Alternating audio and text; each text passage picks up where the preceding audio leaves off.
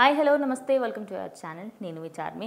ఏలూరుకి సంబంధించి వరద ముంపు ప్రాంతాలలో అదేవిధంగా ఎక్కడెక్కడైతే వరదకి సంబంధించి నీళ్లు వచ్చి జమ అయ్యాయో వాటన్నిటికీ సంబంధించి అక్కడ ఉన్న వాళ్ళందరికీ కూడా సహాయం చేయాలి అని ఏలూరు ఎక్కడెక్కడైతే ఉద్రిక్తమైన పరిస్థితి ఉందో అటు కాకినాడ జిల్లాకు సంబంధించి ఆయనకైతే కాకినాడ కలెక్టర్కి అయితే కాల్ చేసి ఆయన మాట్లాడడం జరిగిందనే వార్తలు అయితే వినిపిస్తూ ఉన్నాయి. ఇక దీనికి సంబంధించి అటు ప్రజలలో ఎలాంటి ప్రాబ్లం రాకుండా అదేవిధంగా ఎవరెవరికైతే ఆల్రెడీ వాళ్ళ ఇల్లులు మునిగిపోయి ఉన్నాయో వాళ్ళందరికీ సంబంధించి నీటి వ్యవస్థ అలాగే తిండికి సంబంధించి ప్రతి ఒక్కదానికి కూడా అన్నీ తీసుకునే బాధ్యత మన మీదే ఉంది అంటూ ఆయనైతే చెప్పడం జరిగింది. ఇక గుండ్లపల్లి రోడ్డుకి సంబంధించి నీటి చేరికతో రాకపోకలు అంతరాయం కలిగిస్తున్న ఏరియాలు అలాగే ఏలూరు వరద ఉధృత క్రమంగా తగ్గుముఖం పడుతోంది. కానీ ఇటు ఏలూరుకి సంబంధించి మనం ఎక్కడ చూసుకున్నప్పటికీ కూడా ఏలూరులో కొన్ని ఏరియాలలో అటు వరద తీవ్రత తగ్గినప్పటికీ కూడా కొన్ని ఏరియాలలో మాత్రం ఇంకా అలాగే ఉంది. వాళ్ళందరికీ సంబంధించి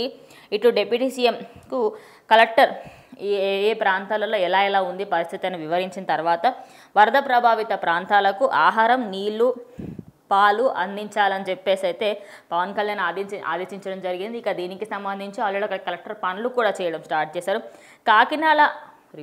కాకినాడ ఏలూరు వరద క్రమంగా తగ్గుతూ వస్తున్న సమయంలో ఇటు ఇంకా కొన్ని చోట్లలో మాత్రం అంటే ఆ లోతట్టు ప్రాంతాలు ఏవైతే ఉంటాయో వాటన్నిటికీ సంబంధించి కూడా కొంచెం జాగ్రత్తలు తీసుకోవాలని వాళ్ళకి కూడా భద్రత కల్పించే విధంగా అక్కడ కలెక్టర్ ఆదేశాలు ఇచ్చారు పవన్ కళ్యాణ్. మరి దీనికి సంబంధించి వాళ్ళు ఎలాంటి జాగ్రత్తలు తీసుకోబోతున్నారు ఏంటనేది ఇంకో కొద్ది రోజుల్లో తెలిసిపోతుంది. కానీ ఫుడ్ పరంగా నీటి పరంగా అలాగే పిల్లలు ఉంటారు కాబట్టి పిల్లలకి పాల పరంగా కూడా అన్నిటి విధంగా కూడా సహాయం చేసే విధంగా మనం ఉండాలని ఇటు ప్రజలు ఎవరెవరైతే ముంపు ప్రాంతాల్లో ఉన్నారో చిన్న పిల్లల దగ్గర నుంచి పెద్దవాళ్ళ వరకు అందరికీ కూడా సహాయం చేయాలి అనే విధంగా అయితే పవన్ కళ్యాణ్ ఆదేశాలు ఇచ్చారట. ఇక వాటి గురించే అటు కలెక్టర్ మొత్తం దానిపైన శ్రద్ధ వహిస్తూ దాన్ని అయితే కంప్లీట్ చేయడానికి అయితే ఆలోచిస్తున్నట.